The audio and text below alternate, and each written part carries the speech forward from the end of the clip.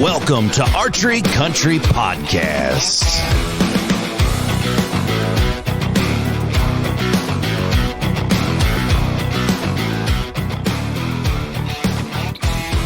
What's up, everybody? Welcome back to Archery Country Podcast. This is your host, Waite Grinager, as we are sitting high and mighty in Rogers' studio. We got the cool cat. We got the long-haired outlaw we know from Archery Country, and he works up in the St. Cloud store. Been down here to Rogers a couple of times. Really good bow technician, and also one of the better shooters that we have going up and down the road, and also one for the hunting. Today's podcast, we have Nate Warnke. Yeah, you got it right. Guy, glad you're here, buddy. This is the first one you've been on. It is. Excited to be here. And it's just you and I. And today's podcast, as you read the heading or you've seen it on your iPhone or any phone or wherever you get your podcasts, releases. And us two are going to try to help your target panic with just listening. Do we even dare say that word? I know that's kind of like a swear word in some houses. It is. Target panic. The first thing that I'm going to say, you have everybody here. I'm going to sound like a psychiatrist for a second, psychological, advanced. You have to admit that you have target panic. Okay, before we talk about releases, before we talk about form, before we talk about execution, you have to admit to yourself, hey, once in a while, I bobble and drive by and punch it, and it happens. But the thing, Nate, you attest to this. For the last 15 years, I shouldn't say the last, 13 years up until the last couple of years, we would say punching the trigger is terrible. And to this day, I still say that. But a new era is upon us called command shooting. Now, the difference between punching the trigger and a command shooter is controlled.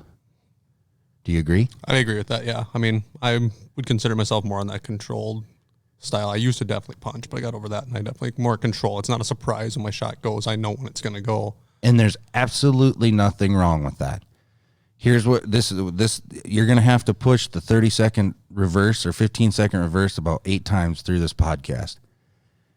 Command shooting is where you set your pin or your dot or your fiber optic on the desired target, rather it be a spot shooter or a 3D shoot or an animal, and you say go.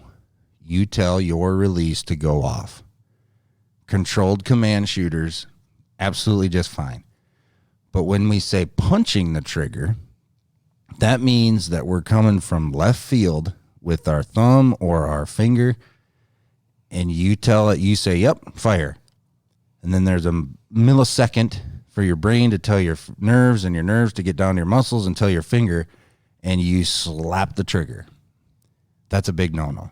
Oh, yeah. I mean, I see it with customers coming all the time. I mean, whether they're brand new shooters or they've been shooting for years. I've had customers that have great form, and they come in, like they took the winter off from shooting. They come in the first time you watch them shoot, and they're just like hammering a thumb button. They're swatting at that trigger, and it's like, hey, you're hitting that thumb button. Like, I don't know if you're changing the way you shoot or not. I noticed that. I wanted to help you out with that. Mm-hmm. I think that's what we're here for, to help customers with that as well. So we have, if you guys could see, and maybe we'll take a picture and add this to it. The bench that we're sitting on, or the desk that we're on, we have 50 releases sitting here. We're going to talk about index style releases. We're going to talk about thumb trigger activated releases. We're going to talk about resistance activated releases. We're going to talk about hinges. We're going to talk about pinky activated releases. We're going to talk about everything, all in a little podcast.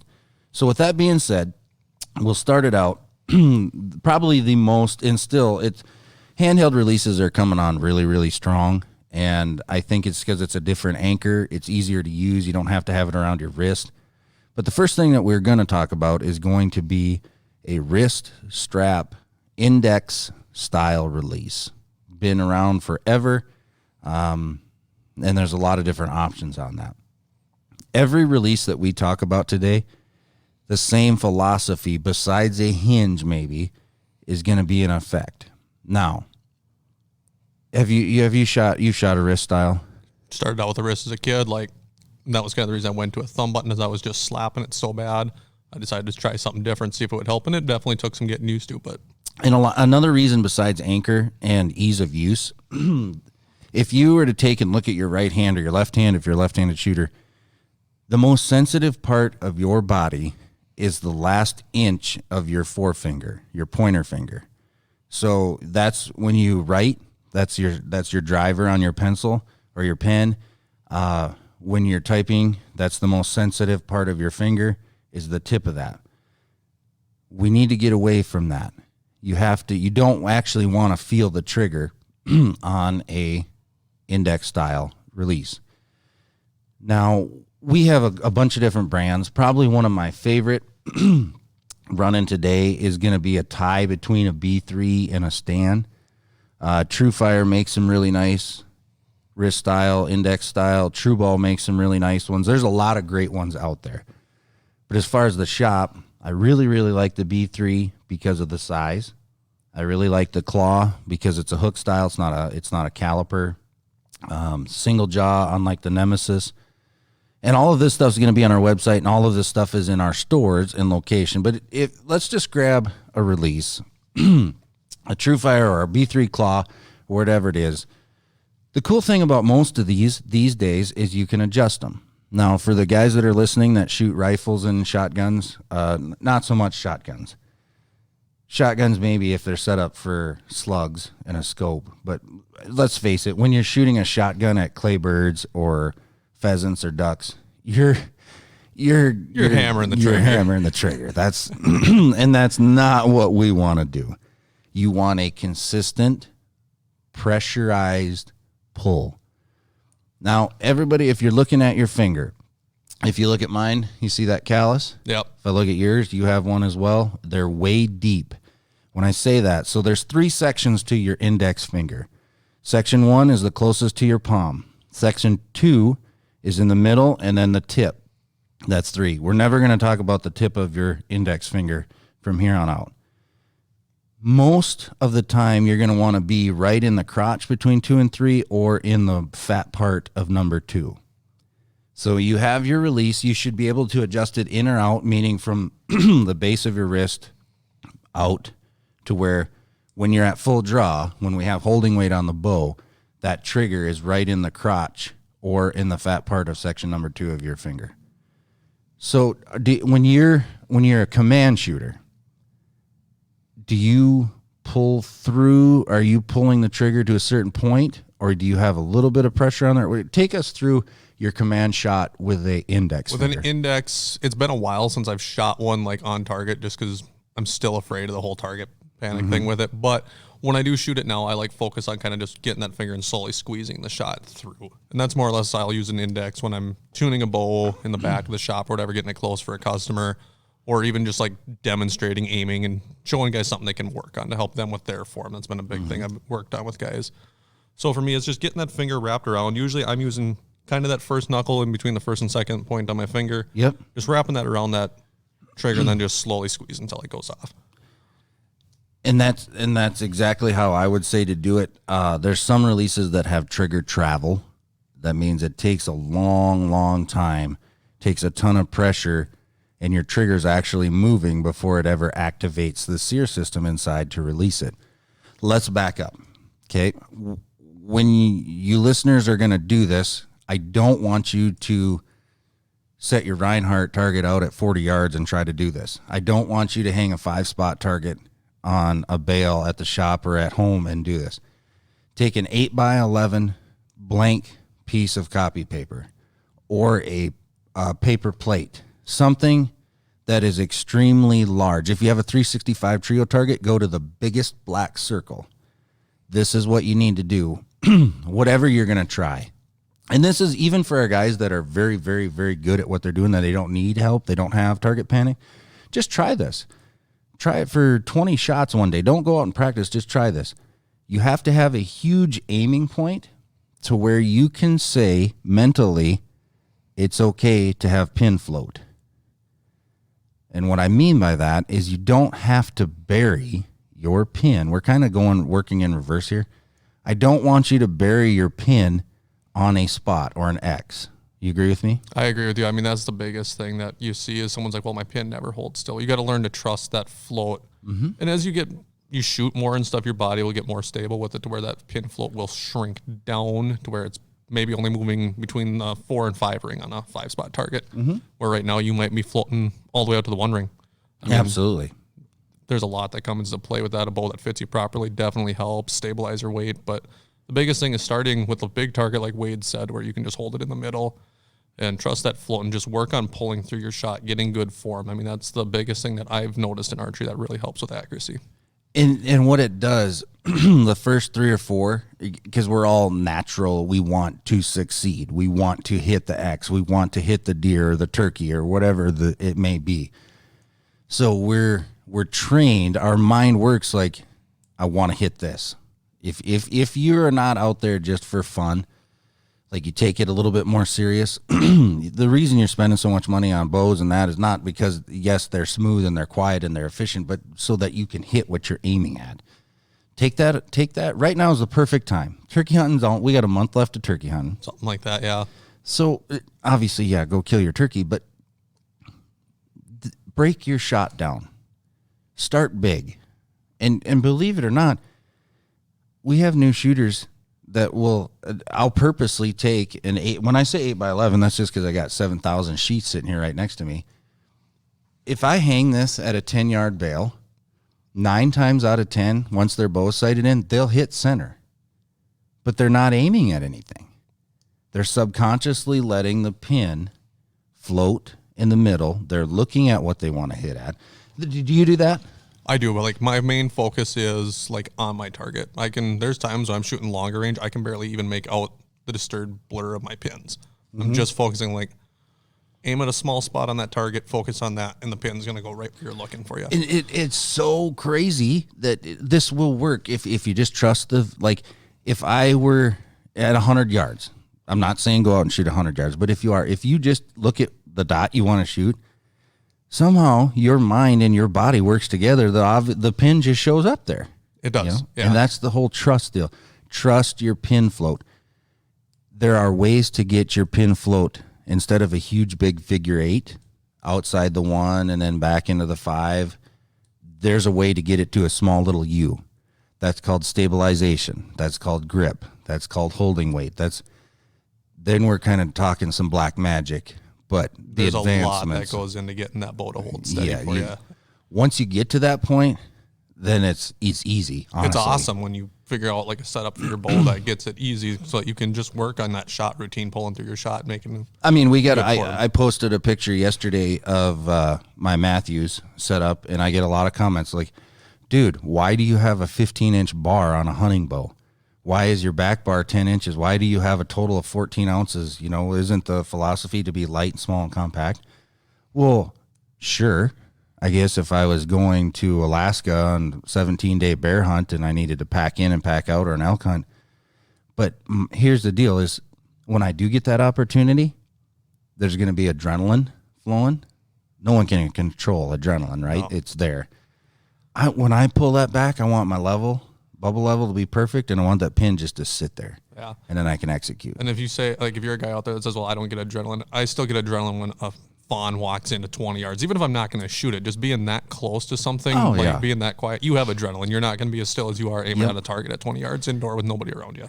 And we're just going to say this right out in the open. Let's just get it out there. When you have your target animal, I always say target animal because if I were to sit here and say, when that 180-inch buck is out in front of you, well, whatever, if it's a doe, if it's a turkey, if it's whatever, you're probably not going to execute perfect. You might come from left field and punch the trigger. Oh, I would love to see some of the shots I've made on deer with that thumb button, even going to that. I know I just hammer it on some of the shots. I've heard of customers. I mean, I know customers that have done a great job of shooting resistance releases, hinges, but they still hunt with a thumb button. Mm-hmm. They're like, man, I was shooting hogs down in Texas, whatever, and I just hammered the thumb on that thing. It's like, well, now I got to get back and work on the form a little bit more. We're trying to get you up to the point of where instinctive memory, muscle memory takes over. So the word surprise is what we're actually going towards for some of what we're going to talk about. But right now we're talking about command shooting. Yep. So we hang a big target. I recommend 5 yards. Who cares who's watching you? Or do it in your basement or in your garage when no one's around, because we don't care where you hit. We care that you're executing your release properly, rather it be a command or a surprise shot. So hang a big target, shoot a big target, trust your pin float. Now, when you're commanding, I have to ask you, and that's why you're on the podcast, because you're one of the better command shooters that we have around the area. A lot of guys are switching over. A lot of guys have been doing it forever. A lot of guys and gals and don't even know it. Yep. Your mental breakdown, like obviously when your pin's on the, and you say now, you're not coming from left field. No, so I shoot a thumb button. I've actually got mine sitting in front. What is this? This is a Abyss Flex. So been shooting this release for probably 3 years. I use it for hunting. It is more of a target style release. It's brass. It's heavy. It doesn't like clip and hang on my D-loop. So for a hunting standpoint, maybe not ideal, but I've just grown so comfortable with it. So for me, I've got the barrel swept back pretty good, and I bury it down basically where my thumb meets the rest of my hand, and I'm just wrapping that barrel down in there, and I'm just aiming on target, waiting for that pin to basically float around where that point is. I'm still not just like waiting to do like a drive-by where it's like it's on the middle, slam it, and I'm just letting it float there. And when I feel like I'm ready to go, I just kind of squeeze the shot off. Again, it's not a complete surprise. I do know when that release is going off, but I'm not just waiting for it to just get there and hammer it. I'm trying to do decent form with it, but it's not perfect, I would say, either. And then, like you say, completely acceptable, because 9 times out of 10, you're going to hit exactly what you're aiming at. But we're getting to that process of controlling that command. If you have a index style, for example, I'm going to grab a Stan, this is a Extinction 2. Yep. Which is a hook style, but it's still a trigger. The great thing about some of these index styles is you can control the trigger travel and also the sensitivity. So you can have this very, very light, like you could blow on it and it could go off. Or you can have it very, very cold, where you have to add a ton of pressure. Whatever it may be. If I was to be a command shooter, especially with a finger style, I want to have it set to where I can actually put pressure on the trigger and it won't go off, but I'm right on the verge. Yep. And when I first got my thumb button light, that's the other thing I recommend with any release is play around with different tension, different travel settings if your release has that option. But when I first got my thumb button, I had this thing like light, like if you touched it, it went off. And that's back when I was still punching. So like I didn't know any better, whatever. And I have actually played with this thing to the point of where it's as cold as it gets. And I honestly wish it would go a little bit colder. Let's see that. So you're when he's talking about this is he's setting the trigger travel or the sensitivity. Oh, it's already cocked. It's already cocked. So you're putting a ton of pressure on this already. Yep, I'm wrapping my thumb on. And honestly, that one doesn't go super stiff. I would say there's some releases definitely out there that go where they're colder than what that one is. So you have to play with the sensitivity and the travel to where you can put some pressure on the trigger. So at that last split second when you say go, it goes. Now, I shoot a lot of target archery. I've gotten to know some of the guys that are winning tournaments on a command style. Vegas this year was won by a command shooter. Yeah, Kyle Douglas won Vegas the second time in a row, and they call him the commander. Tim Gillingham's been around forever. Openly admits that he's a command shooter. Yep. Robert Householder won the Royal Rumble, whatever that Royal one. Rumble. Yep. And he's a command shooter, and that was a Vegas target and a Vegas 5 spot. So it's catching on. Now, I've talked to Robert personally. He sets his extremely light. So he just barely touches it, and then any pressure, it goes off. Now, Douglas like you do. He wraps it way, way, way around to where it's just ever so slightly flex of his hand, and it goes off. But there's a lot of pressure there. Yep. Any of these execution styles we're talking about, you have to mentally, again, admit that you have target panic, trust your pin float, and get to where you're subconsciously working just on your release. Who cares where the arrow goes right now? So, index style can be shot. Just don't come, and when we say come from left field, there's some individuals here who can't even touch the trigger until it's time to go. I've seen people where like that thing, when we teach you to draw a bow back, whether you're new or whatever, you basically were taught that you draw with all 4 of your fingers behind that trigger. I see customers get back, they get locked in, they're aiming, and that finger's still behind, and all of a sudden it just like quick reaches around and slaps it. Yep. And if you're doing that, I recommend you to at least get that finger pulled out from behind, because if you're on the target, I see you're aiming twice because you're ready to shoot. Then you got to bring that finger around. Well, now you're re-aiming or you're moving. You're making a lot of extra movement to hit that trigger. So if you're not bringing that finger around, that's the first thing I challenge you to do is when you get that bow back, even if you can't touch it, just bring that finger around from behind so it's sitting out in front. And even on that sense, like let's take it a step further. Practice. Get your finger on the trigger. Yep. Like just set it on there. And don't even shoot. Draw back. Rest your finger on the trigger. Wait until your shot breaks down to where you're not comfortable, your pin's really, really moving around, and then let down. Yeah. Draw back. You don't have to shoot an arrow to get practice. I mean, it can be sitting in your basement, just pulling back. You might not even have a target. Put an arrow in your bow so you don't dry fire. Absolutely. To be safe. But even just load an arrow, pull it back, kind of go through the shot sequence, wrap that finger around, get it sitting on there lightly. And maybe you have to adjust your release. I mean, if you're shooting a really light release, add a little bit of tension. Yep. But figure out where it's got to be to where you can just comfortably wrap your finger around. Play with different length adjustments to where Waite was talking about earlier, getting that finger wrapped deep rather than on the tip. Because that's where we see a lot of like punching comes from. Guys are like reaching for that release. They can barely even get their finger on it. Yeah, you don't. And if you have a release, there's some older releases that are just really, really long and you can't adjust it. Just take some extra money, save up for it, and get a release that you can adjust. The finger, your trigger should never be past that first knuckle, ever. And I know some people are going to say, well, it's not how I do it. But I'm telling you that if you want to do it right, if there's anything that's concrete in this whole podcast, you don't want it out on the very, very tip. No. You don't want to have to reach for it. Anytime that you extend a muscle in your body, you add tension. Tension creates anticipation. Anticipation creates target panic. Target panic creates not a fun time shooting. Not a fun time shooting creates you not coming in and buying bows and arrows and stuff from us. So don't do it.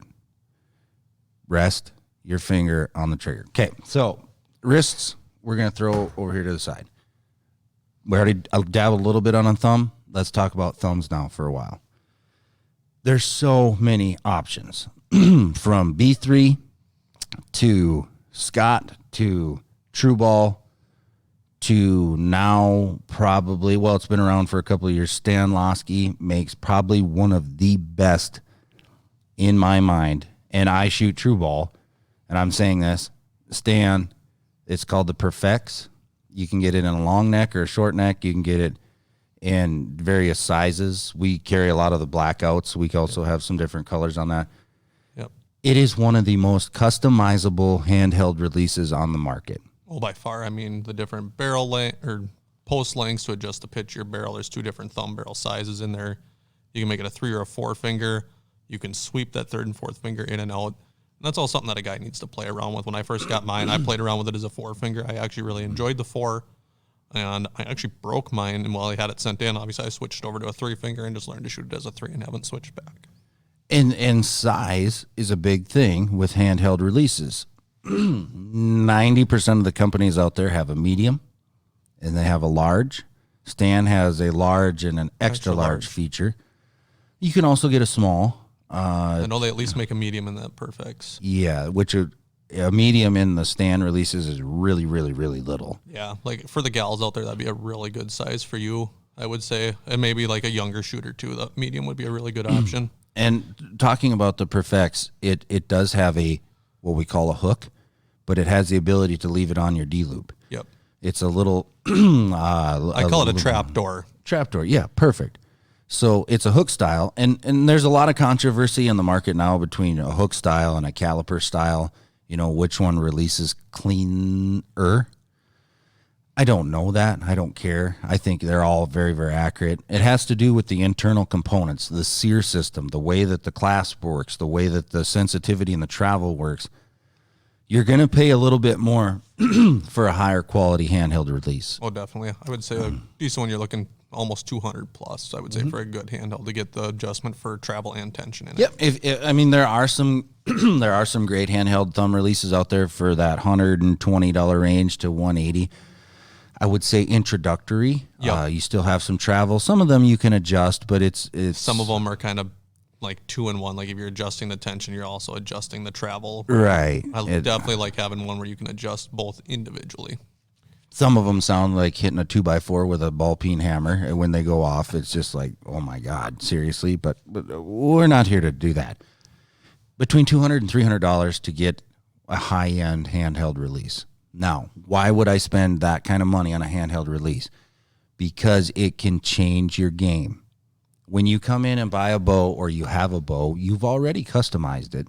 You've already switched the grip, or you have you bought a bow because of the grip. You've already got a bow, or you have a bow that because it draws smoother, or it's bigger axle for string, angle, all of that stuff. You've customized everything. You've even customized your arrows.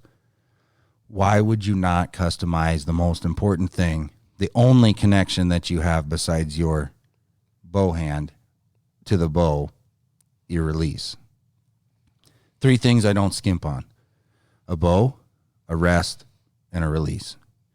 Arrows, you shoot whatever arrow you want to shoot. We'll get them to work. Yep, I would say like most of us aren't the greatest shots. Like we could grab a $100 pack versus a $150 pack and not notice a lot of difference. There's still obviously some downrange that it helps out with broadhead control and stuff, but for the most part, most guys aren't that level of a shooter. Yeah, a release though will make you that a better level of a shooter. Exactly. So we talked about the Perfects. B3 has a couple new ones. They have an Omega that is out. They have the Exit, which is a price point release. True Ball has some very, very cool handheld thumb releases like the Pro Blade Flex.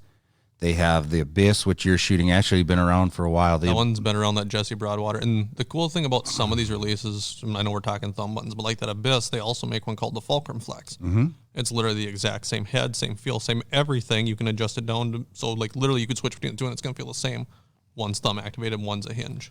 And from the start of Jesse Broadwater and the Abyss, then Rio Wild came in with the Goat, which is one release that is both. You can shoot it as a hinge or a thumb button. Yep. It takes about 30 seconds to switch things over. One release, there's your answer. Yep. If you want to practice with a hinge, shoot a button for hunting, vice versa, or if it's windy one day and you need to be a command shooter, you can switch over. Yep, and then they had the HBX. I don't know if that's still a current model. That was the same thing as well, where you could literally just roll your hand back and shoot it as a hinge, or there's a thumb button on it, wrap that thumb around and just slowly squeeze it off, and it opens up the jaw as well. Yep. So there's a bunch of different models on that. I think probably our number one sellers in the store is going to be the Blade Pro Flex and the Goat from True Ball. They came out with and I know we sound like a bunch of name droppers right now, but Jeff Hopkins last year came out with the release that he shot for a while called the Go 2. That release is actually either pointer finger or pinky, but it is the same dimension, same feel as a thumb button, but you're drawing it with your thumb and then using your pointer. That release I really, really like. I know you like it a lot. I love that release. So like, I basically have 2 releases. I have that Abyss Flex and that Go 2. And I don't shoot the Go 2 a lot. It's more for me a training release, I would call it, to where I'm having days where I'm hammering that thumb button. I'm not really pulling through my shot. I'm going to grab that Go 2. And even though it's still like, I would say a release that you could command shoot. Yeah. If you set the pinky hot enough, you can tell when you punch it. Yep. And that's what I use that for. Like I could tell, like, okay, that shot I definitely punched. Like I felt different when the shot broke. Yep. Where if I like sit and focus on pulling through my shot with my pinky, that seems to work for me. A hinge doesn't work. I freeze up with them. Gotcha. So that Go-to to me is a really sweet answer. And the thumb buttons, as far as like a command shooter, I think you can be a more accurate command shooter with a thumb. For the simple aspect is there's so many different ways to adjust it. I'm not talking trigger travel and I'm not talking sensitivity. What I'm talking about is, like you're saying, the sweep for your third finger or your fourth finger. You can adjust different posts so you can have your barrel way up high. If you got really, really long fingers and you need to, get the thumb way up into the crotch. And back to that, when you look now for thumb shooters, when you're looking, grab your release and hold it just like you're going to shoot. So when I'm looking at Nate, the thumb is actually almost to the palm part, the base of his thumb, and then he wraps his finger all the way around that. So you're more or less using it as a block. Like a wall almost. And I've heard of other guys, like, I don't have this one set up to that point, but where they can literally take that pointer finger and their thumb and connect them and make a wall. And they're basically pulling against that wall until the shot breaks. So that leads us perfectly right into the scenario of how, and for those of you, we're going to have our media team put the YouTube link with this. I made a short video, and there's a bunch of videos on YouTube on how to shoot these correctly. How we shoot these correctly, I should say. If where I was going with that, 3 ways that you can shoot a thumb. Okay. Number 1, command style. Wrap around, not punch. Rewind this and listen. Not punching, command. So you get really, really deep on there, and it's almost to the edge of breaking. And then the last split, whatever millimeter, you say go. Okay. Second way to shoot these thumb releases is basically creating the block with your thumb all the way around to where that release, if it goes forward, it's going to go off, and you pull through. You're creating the block. You do not move your thumb. You do not move your pointer finger. What you're doing is you're pulling with your off shoulder, your release shoulder, and your elbow. You're running that elbow, trying to knock out the glass behind you, and you pull against the tension of your back wall, and your release goes off. That's more like a resistance style setup. The third way to shoot a button is when you get into your anchor, you wrap that thumb and that forefinger, the thumb around it, you create that block, and then you rotate it like a hinge. So you're going to take that, this is where your ring finger comes into play. You're going to squeeze with your ring finger, and it goes off. That's a rotational style. The big misconception in archery is people say back tension. Okay, back tension is a form of execution. Back tension isn't a release. So people do it all the time, and they're just not educated. They say, well, I want to try a back tension release. I say, okay, so what do you have? I can make whatever you have a back tension style. You can squeeze off an index back with Exactly. back tension. Yep. So back tension execution is where you're creating a block on the trigger mechanism and then pulling. Pulling straight through, like, again, knocking the glass out with your elbow, pulling through, and that's called back tension. Now, back in the day, I don't know who came up with this. They said, squeeze a dollar bill between your shoulder blades. Well, that's an okay philosophy, but if you were to do that, both you and I right now are shooting our bows, make-believe air bows. If you squeeze both arms, your bow arm moves. Yep, and you're moving yourself off target. Everything moves. We don't want it to move. No, we want to stay as still. Like, you want to try and hold that pin or dot, whatever you're shooting in your scope, your sight, whatever it is, to sit as still as it can on that target. The less movement you can have, the better chance it's going to hit the middle. One of the best coaches, and this is another concrete deal, one of the best coaches in the state of Minnesota, actually in the world, Coach of the Year, is Linda Beck. She's over by Maple Lake. You can get her contact information from any of our shops. She is does private lessons from everybody from 5-year-olds to 85-year-olds. We have bow hunters that go in there and get lessons from her. She's not moving her bow arm. She is executing by creating pressure with that back shoulder. So that's a big misconception is you're not actually moving your back. You're using some of your back muscles. Yep. Now, there are some other videos out there where they'll kind of go through that with you, but and they got this muscular, strapping young man, and they're all this, this is the trapezoid muscle, and this is the blah, blah, blah bicep muscle, and this is all rhombus, and it's all working. I'm like, I'm not in geometry class. Just tell me how to shoot it. Yep. And, I'm not a muscular dude. I mean, I'm big, okay? You're not going to see my muscle deflection on how it's working. I'm just going to be able to show you this movement right here. All your shoulder and everything is rotating to activate that shot.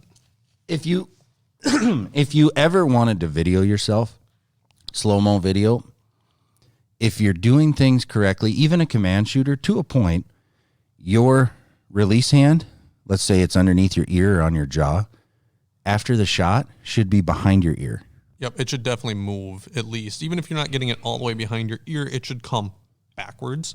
I see a lot of it where guys like that release hand never moves. And I used to be that way again. Just it's working, taking the time, doing the 5-10 yards, just working on your shot, aiming at a big piece of paper that you can hold it on again. Absolutely. So a thumb can be very, very, very profitable. I hate the word profitable for your success. There's a ton of target archers now that are shooting thumbs. In some situations, you need to be a command shooter. This is a guy that suffered from target panic. I'll tell you the story here in about 5 minutes, okay? But I shoot a hinge 99% of the time. I know I've said this on other podcasts, but I punch it. I don't command it. And even when I command it, it reacts like a punch. So there's certain situations. Redding is going on right now. Redding can have some wind. Some field courses around here, some FIDA courses or FIDA shoots. There's going to be some wind. I don't care who you are. You're going to end up commanding a shot. You almost have to. You can't like pull through your shot. I mean, that bow is going to be moving around.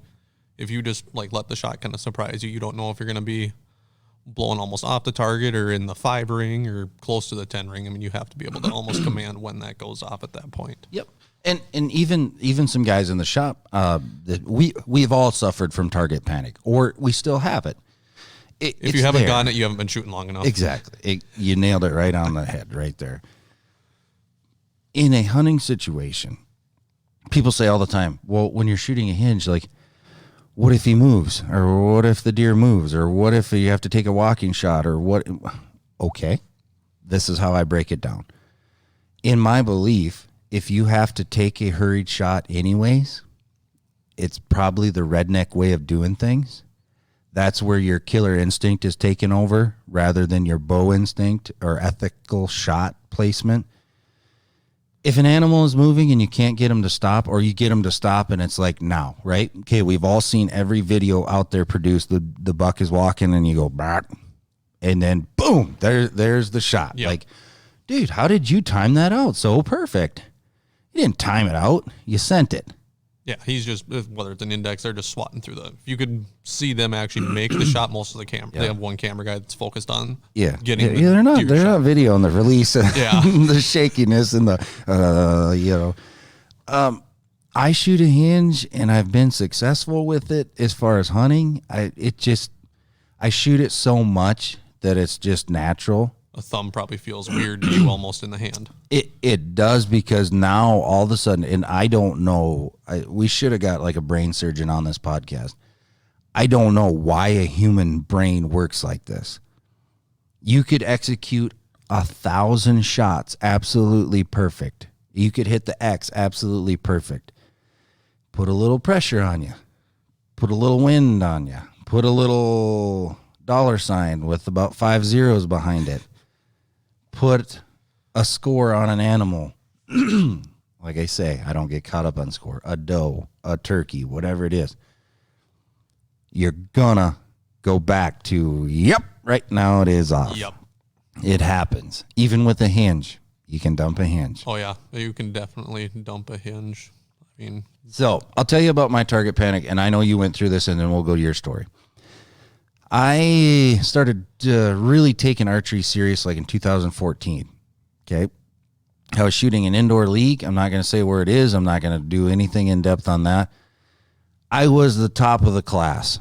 When it comes to scores every year, I was there. And I know this is going to be incredibly cocky sounding right now, but I'm just telling you the story, right? You couldn't beat me if you wanted to. That was my mentality. Until the start of league. You have some eyes on you. You have some score pushers out there that, if you're not shooting up, you're a loser. It was a 20-yard raccoon on the top of a bale, right? So a little bit of elevation in there, but it's 20 yards. I got right on the 12 ring, and I remember it like it was yesterday. And when I went to punch, I raised up about a foot, and I sent it into the rafters. I got mad. I grabbed another arrow. I settled right on the 12 ring, and I said, okay, send it. And when I sent it, I raised up about a foot. I got mad. I didn't shoot the rest of that score. The next day I came in, I said, I'm going to fix this. I would go to try to get on a 20-yard target, and my pin would freeze 6 inches low, and I physically could not raise the bow to get the pin on the X. But when I did, out the top, foot out the top. You were just commanding it off, basically. I could not set the pin on the target and pull the trigger. My mind, then like I say, that where's the brain surgeon on it? Why does our brain work like this? I think a lot of it's anticipation. Mm-hmm. That's one of those where you're anticipating the shot, and I think you'd probably almost see it more with a rifle shooter where you're afraid of the recoil. I don't know why we do it with a bow because everything's moving away from us. You're not going to get hit by anything. I think we want to do it because we want to hit the target. Yeah. I mean, that's the goal, right? Yep. And our brain just won't let us put it there. It won't. And so after that, and I quit that day. I said, I'm done. I'm going to quit archery. This is not the deal for me. I did a little research, and this is back before we had internet. We had internet, sorry. Back before I could talk to Siri on my phone and look up target panic and how to solve it. I went to another archery shop after reading about what a resistance release was. So I had them set up the resistance release for me. They shot my bow a couple times. I said, this is where it's going to be safe. And they said, okay, the first 100 arrows, no target. Just aim at the bail, the center of it. And that resistance taught me that it was absolutely okay to put the pin back on the middle. The shot won't go off because now I had to execute. Never, ever had I ever understood what that meant. I did that for probably 5 days in a row to where it was actually boring. I went and shot a 5-spot round, which we scored 360 X's. I shot one of the highest X games at that time with a bow hunter rig. I went to a 3D shoot 2 weeks later, and I won it, and that was all with a resistance.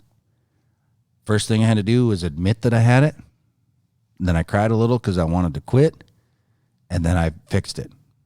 We haven't talked about resistance yet, but we're going to. Tell me your target panic story. So mine, I think a lot of it, there's a lot of different things. Growing up, I never got new bows or anything as a kid. I always got my dad's hand-me-downs. My dad is 6'3", 6'4", 30-inch draw. If you look at me, I'm usually a 28.5 to 29. So for one, again, having a bow that doesn't fit you doesn't help. So I was always moving around. Okay. Anytime when I was shooting as a kid, I was doing drive-bys, whatever, I could not hold it. Yep. Finally got a bow that fit me to where I could hold it pretty still.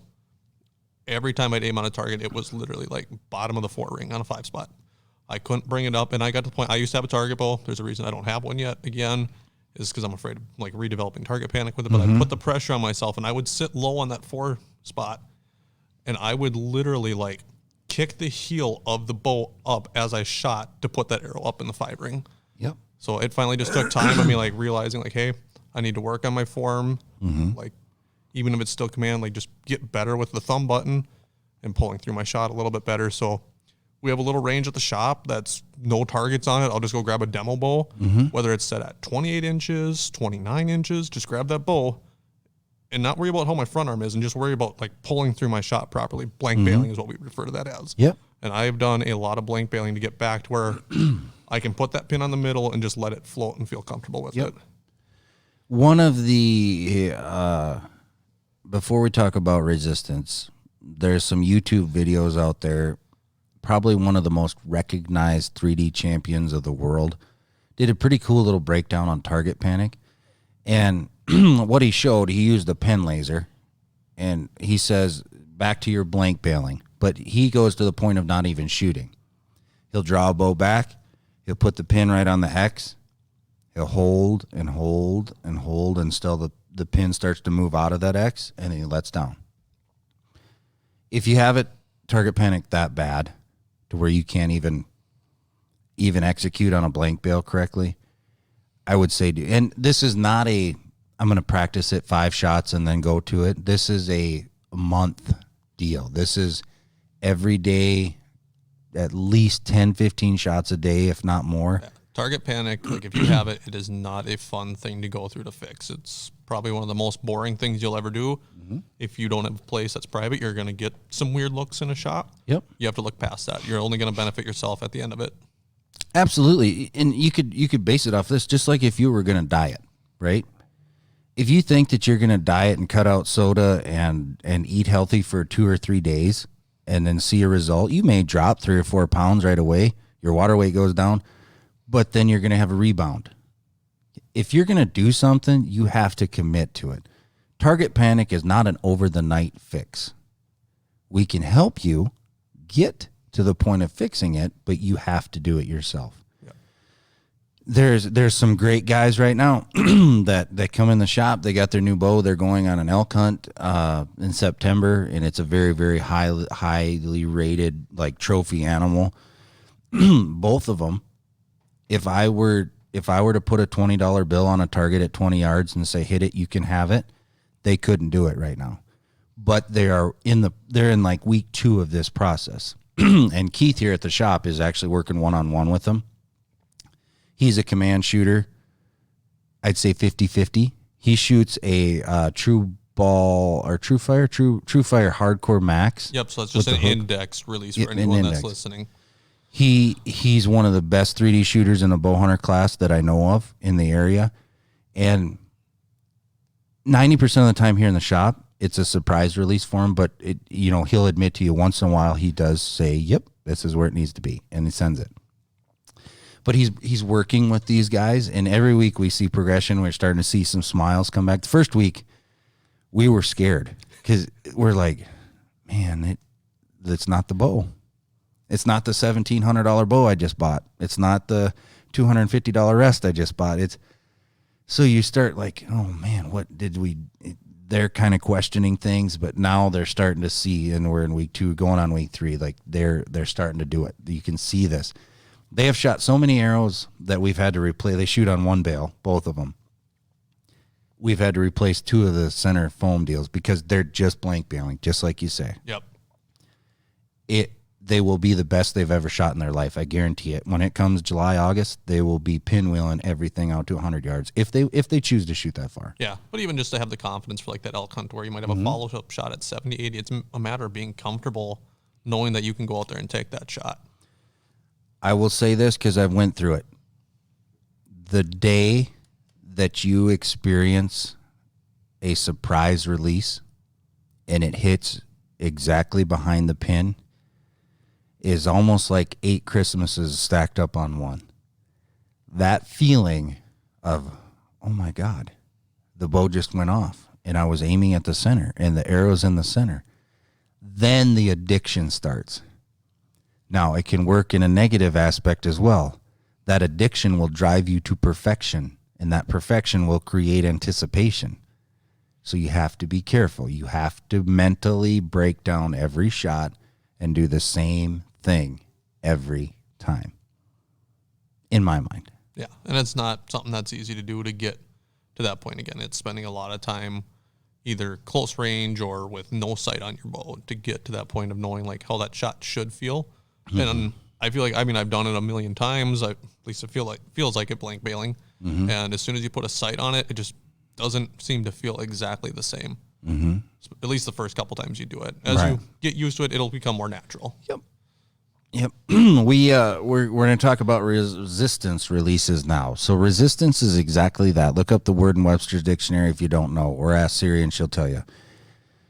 We're resisting pressure from our back wall. So when you draw a bow back, let's say you have a 70-pound Matthews V3. The holding weight at the back of your draw cycle is less. It depends on what percent mods you have in. But if you have 85% mods, your holding weight's going to be in that 8-9 range. Okay. So your holding weight, when you're back, you're only holding 8 or 9 pounds. With a resistance release, many of them that we have in the shop is exactly what a handheld release is. It just works different. So you have a safety that you engage while you pull the bow back. You get into your anchor. You let the safety off. And then you're basically going to get on target and pull and pull and pull, and it'll go off. That would be the easiest fix in my mind to get over target panic. Is you've, and I've even proved it to. There's another release out, I believe, True Fire. You remember when we got them in? It's like a trigger style. The Through Fire. Through Fire, yes. That is a sweet release. They're very hard to get a hold of right now. But even if you're an index guy that's swatting at your trigger and you don't want to go to the resistance or a handheld or anything like that, look into trying to get it through fire because there's not enough room in there to allow you to swat the trigger. It's going to make you get your finger on that trigger and pull through your shot. And people say all the time, well, you can dump a resistance. Okay, I've shot 35 million arrows in my life. You cannot. Yes, you can get to the back wall and go slam and it'll go off. It's all steady tension. It's building up the poundage. So if your bow is at 8 pounds and you're holding weight and you set the release for 12 pounds, you're pulling till there's 12 pounds of pressure and then the sear lets go. And then your release goes off. If there was ever a thing called a quick fix to target panic, that would be it. A resistance. They're not cheap. It's going to take a lot of dedication to do it right and set it up right. It's going to change from day to day. Oh, yeah, definitely. Because, like, you hear some guys that shoot it. We've got a couple customers that I've dealt with. They were shooting them just even in the off season. Like, they shoot a thumb button for hunting. They don't even have target panic, but they just want to work on that form in the off season. And he's like, I could tell today, like, I was leaving my elbow down a little bit. I could not pull through that release. He's like, anytime I left that elbow down, it wouldn't go. As soon as I brought it back up high and straight behind, it was easy to rip through that release. So it really, it helps you with your execution because it intensifies your flaws. Biggest thing in archery is your bow arm. That shoulder needs to be locked down. It's an anchor. If that shoulder creeps up, the longer you hold, you're going to notice that you're not executing your release the same. Like you were saying on your bow arm, if your elbow's not up and cocked and ready to break the glass behind you, your release is going to act different. Yep.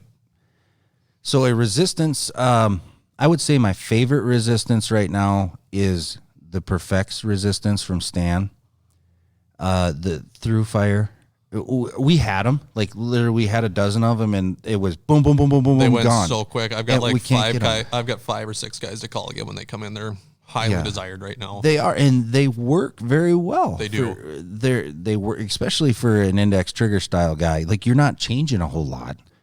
And like you say, you can't go from left field. You have to be in and you have to be pulling and creating that pressure. Whoever designed that is a genius. But those are the ones that we sell, and we usually have them pretty available. The through fires right now are back ordered terrible. Yeah.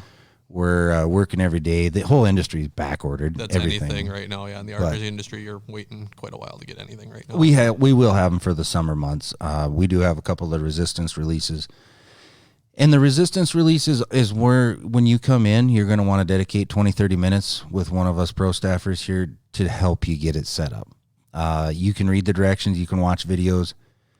Just let us help you, and we're not going to do it for you, but we're going to do it for you and teach you at the same time. We're going to make it safe. Everything in archery, we're 100% about safety. Yep. And we're going to start you like you don't work here in Rogers, but we got a demo range over there that's 4 yards. We got a demo range right here that we're sitting in that's 7 yards. We will never ever go to that range.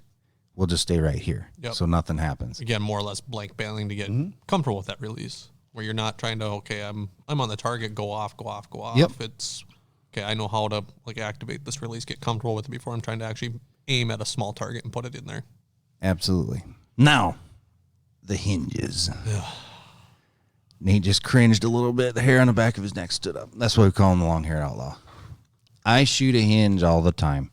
I love a hinge. I love all hinges. I shoot true ball, everything from the HT hybrid, shot the goat a little bit. I have the new HBC Flex in front of me.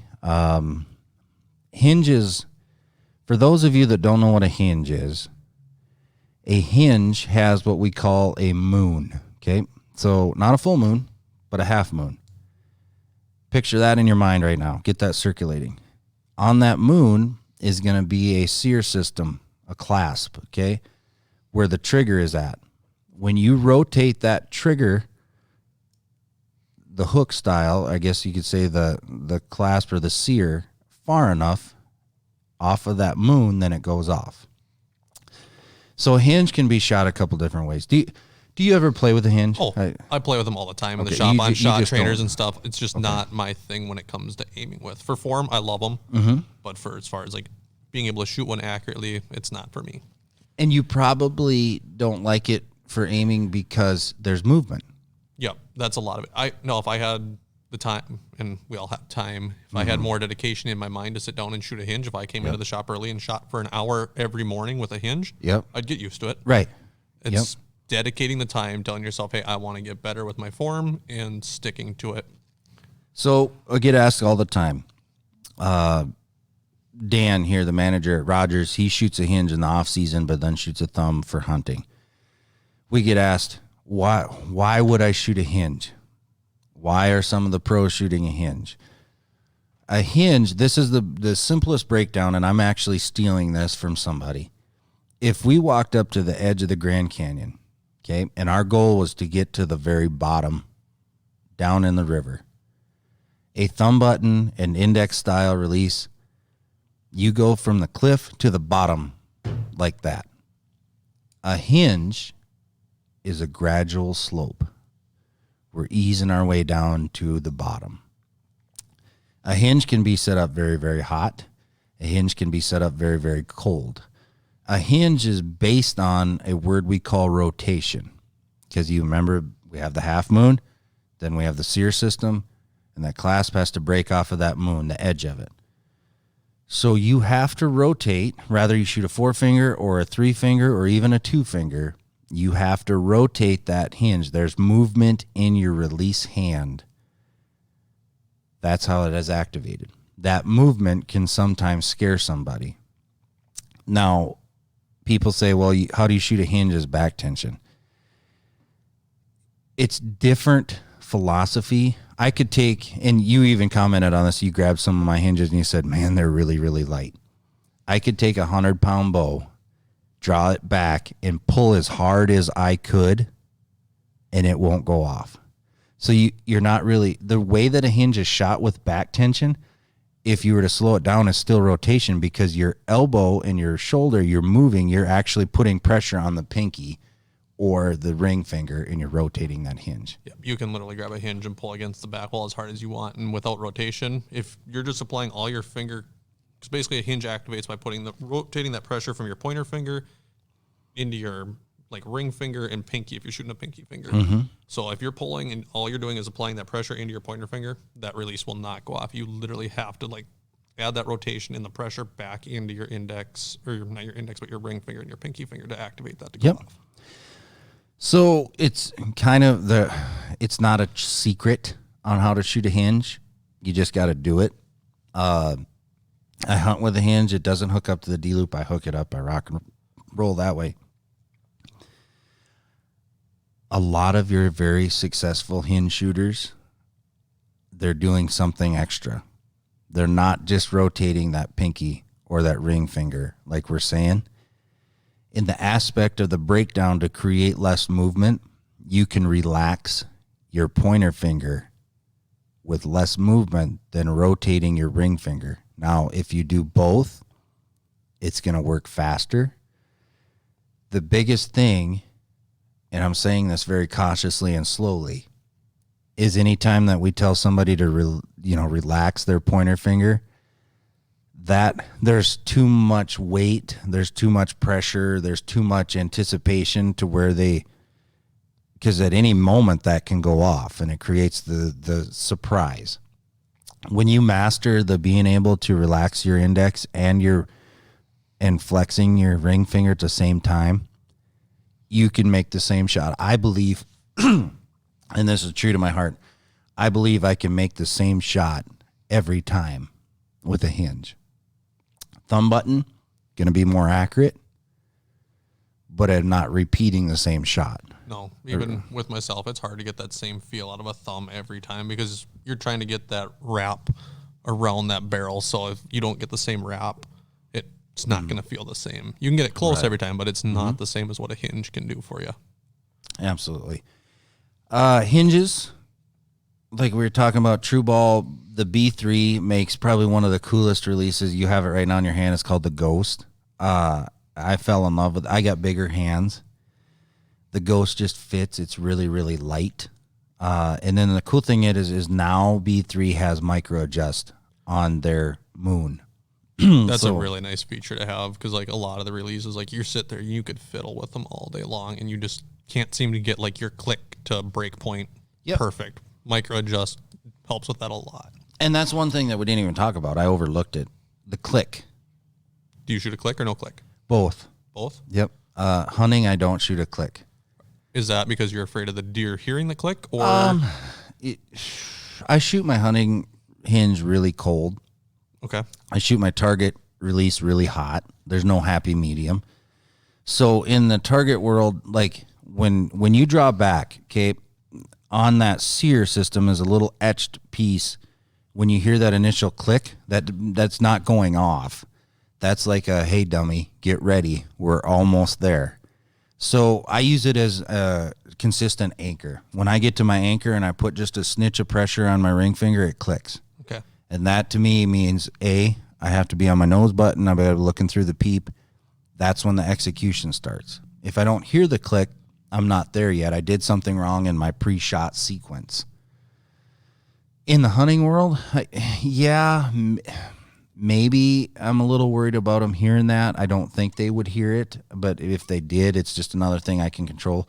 In the hunting world, I should already be to the point of where my pre-shot sequence is already like instinctive. So when I get back and I anchor and I'm really, really focused on the kill shot, because that's what we're after, then all I need to do is just relax my pointer finger and start executing on my ring. And usually, for those of you that shot a hinge in a hunting situation, I could dial this as cold as it ever could be. When I'm ready to hunt, like when I'm ready to shoot that animal, it goes off. I don't know. Back to the adrenaline, back to the Yep. like. So that's just a little safety that I have as I set it colder. Yeah. And then if it does hang up, now earlier in the podcast you said I don't shoot a hinge because it hangs. Explain that. So for me, like the idea, like my brain freezes. It doesn't, when I get with a hinge, my mind kind of freezes. I don't know whether to focus on aiming or the activation of the release. Yep. One of those two needs to flow evenly with a kind of like a subconscious, and one of those needs to be like the main thing. Yep. For me, typically in my shot process, subconscious is the release going off for the most part. Now I still command shoot, so it's still a little bit there, but it's not a lot. The main part of my shot process is looking at the target and making sure the pin is on the middle or close to the middle when I do activate that release. Put a hinge into it. I haven't spent enough time. I almost have to go back to thinking about making the release work, which in my shot process is totally different. It's wrong in my mind. Exactly. And that's where I say, like the resistance we said intensifies your flaws. In a hinge, if it hangs on you, that means that your execution, what it is, it's a foreground target panic. Yep. Bringing it up. You get to the point of where it almost goes off and then you start hanging up and you're like, And I can literally sit there, like some of the guys around the shop might have heard me just shoot my bow for fun. Like I will literally sit there and like yell at the hinge to go off. I'll be like, go off, go off, go off. And it won't. Yep. And eventually I'll just dump it. And that's not the proper way to shoot one either. Right. So that's where some people start with the hinge and then they just get rid of it. Some guys will shoot with the hinge all year long and then grab their thumb button. I don't understand that philosophy besides the basic aspect of you wanted to become a command shooter. So in my mind, you're wanting to become a command shooter the whole time. Why not practice that way? Right, not exactly. Practice how you're going to shoot throughout the field.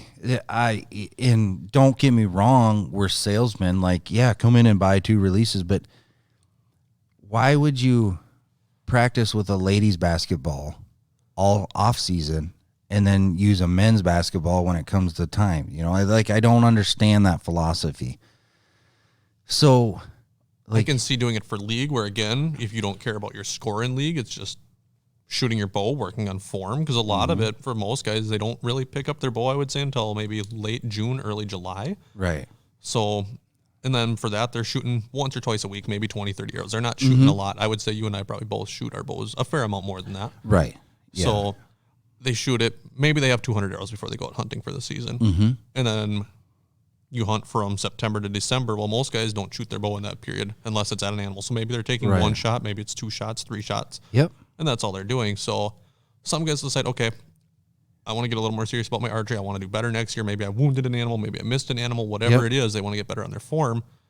If you can come in and shoot like a league and not worry about your score, but worry about your form, that's where I would see a lot of guys picking up a hinge or a resistance. Yeah, I can see that. That's a great philosophy, and that clears up a little bit of the gray area, around that.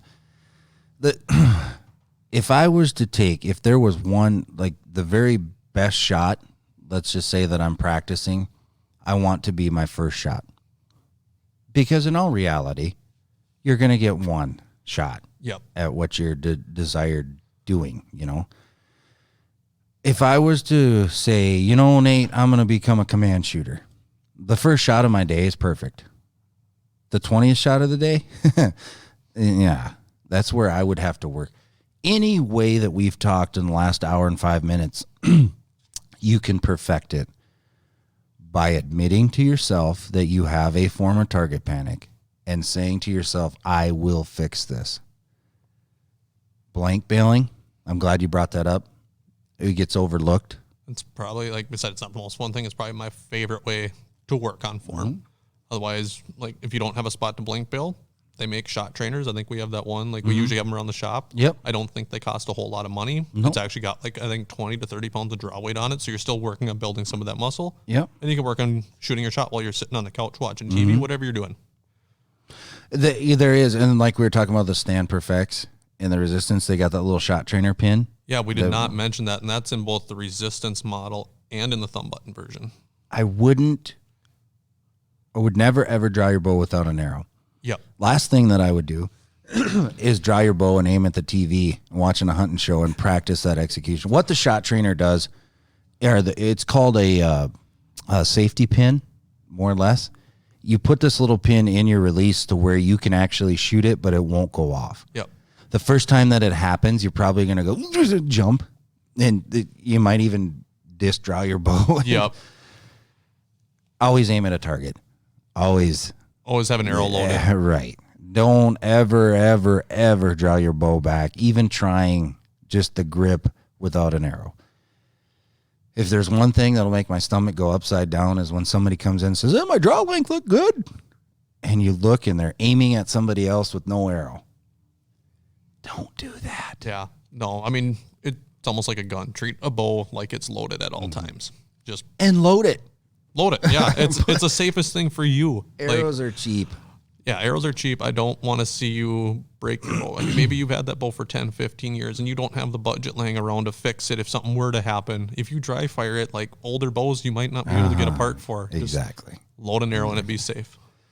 So in all aspect of things, admit that you have target panic, and then we admitted here today that I still have target panic. Oh yeah, absolutely. If I were to shoot a button, I would be a finger. I do the same thing. In index style, I say go off. Why aren't you going off? Oh, there you went off because I told you to go off. Yeah. But I think this helped out. Come into the shop if you have questions. There's a ton of videos out there, and then of course, like I did a little video on my opinion on shot execution for all three releases besides the resistance. But just come and shoot them. Come into the shop, whether it be Waite Park or Rogers or Brainerd. Jason up in Brainerd is probably one of the cleanest shot execution guys in the business. He deals with some other stuff, some outside limitations as far as shake.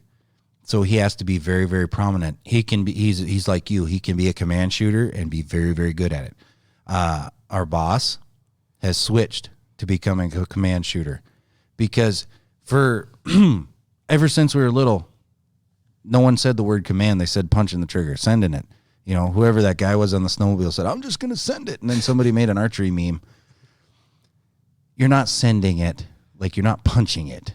Command shooters, they're absolutely accurate. You just have to be a controlled command shooter. Yep, you have to learn how that works for you, how your shot needs to break, how you have to wrap your finger around the index, wrap your thumb around a barrel, however that is to make it go off. Even if it's that's my phone. Hey, you want to listen to that? Threw me off a little bit there. Better than anything I've seen this year or heard this year. We won't go into my turkey hunting fails, but shut your phone off, Wade. What are you doing? But anyways, going back to that, you can even be a command shooter on a hinge. You really can. Mm-hmm. Yep. But I would say personally, a hinge is probably the last thing I would choose to command shoot with. The thumb button or an index would be the way to go for me. Exactly. Well, Nate, I surely appreciate you coming down and being on this. And another thing that I strongly encourage is don't have one release. If you love your release, let's just say you like the B3 Nemesis, okay? It's a very cheap price point release that works very well. Have 2 of them. One in your pack, one in your pocket, or one on your wrist. If it doesn't matter if you're in a whitetail hunt in the backyard or if you're in an elk hunt out west or Alaska brown bear hunt, you're probably going to, maybe you're going to have 2 bows. You're going to have more than 1 arrow. You're going to have, extra stuff to do it. Get 2 of the same releases once you finalize what you're going to do. Yep. And my big thing too that I see a lot, and I strongly recommend to anyone, is no matter what release you get, if it has adjustment, play with it. Don't just take it out of the box. Stand Perfects. We talked about the release a lot. Probably our best seller in the shop. I absolutely love that release. Mm-hmm. That is probably the way it comes out of the box.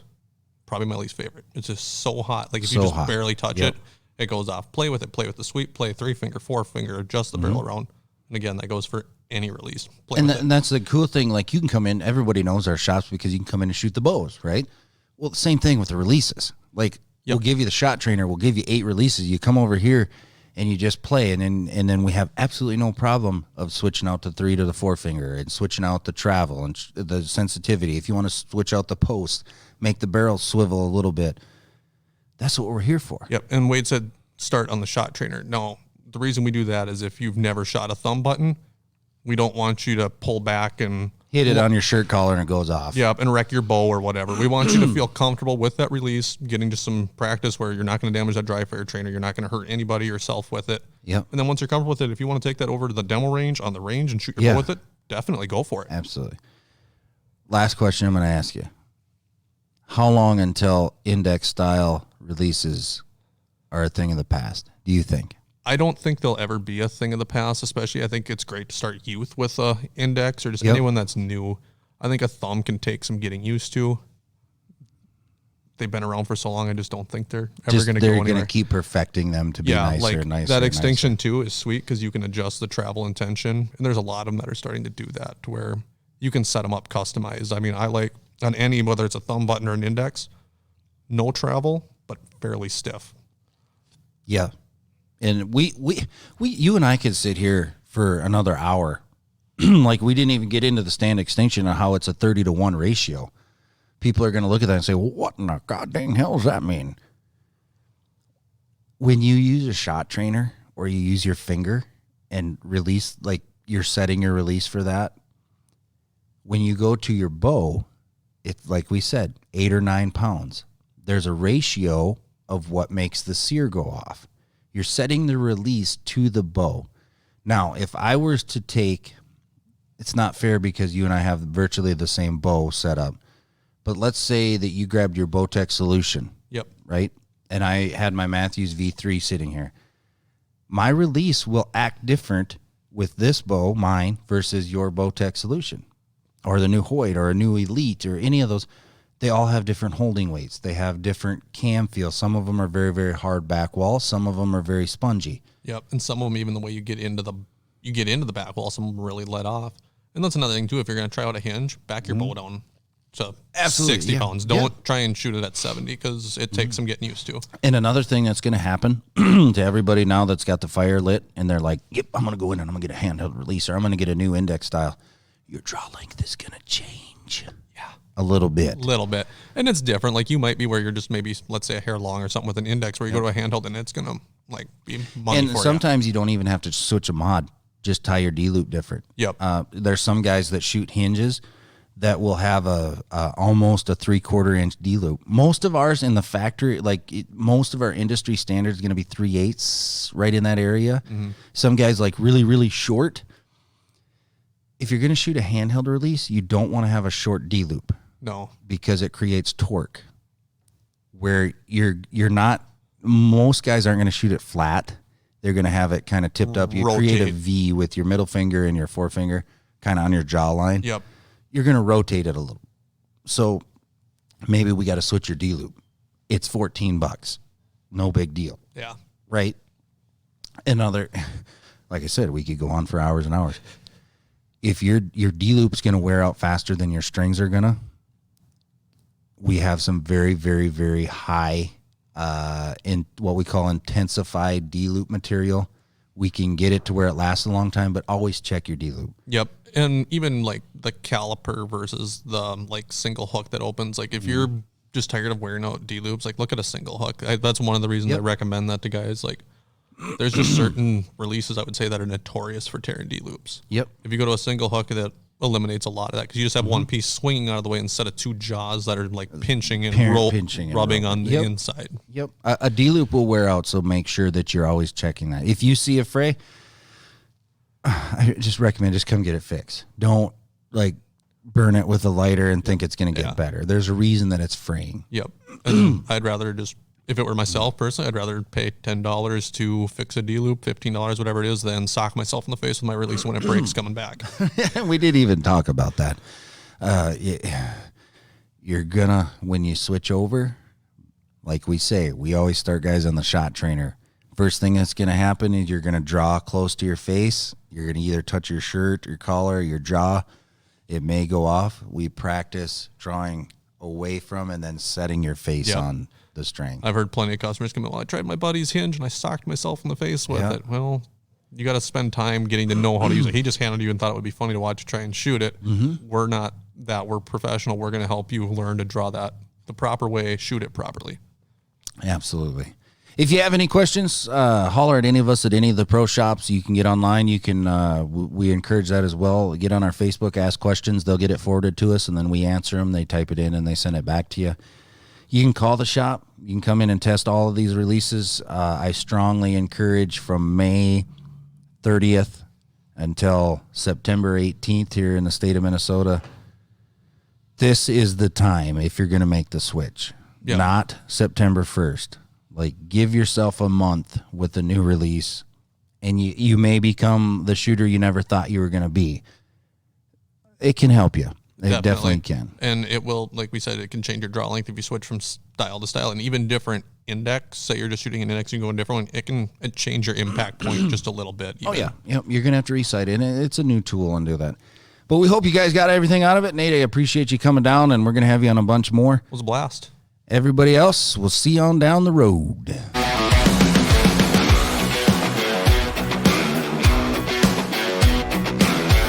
Thank you for listening to Archery Country Podcast.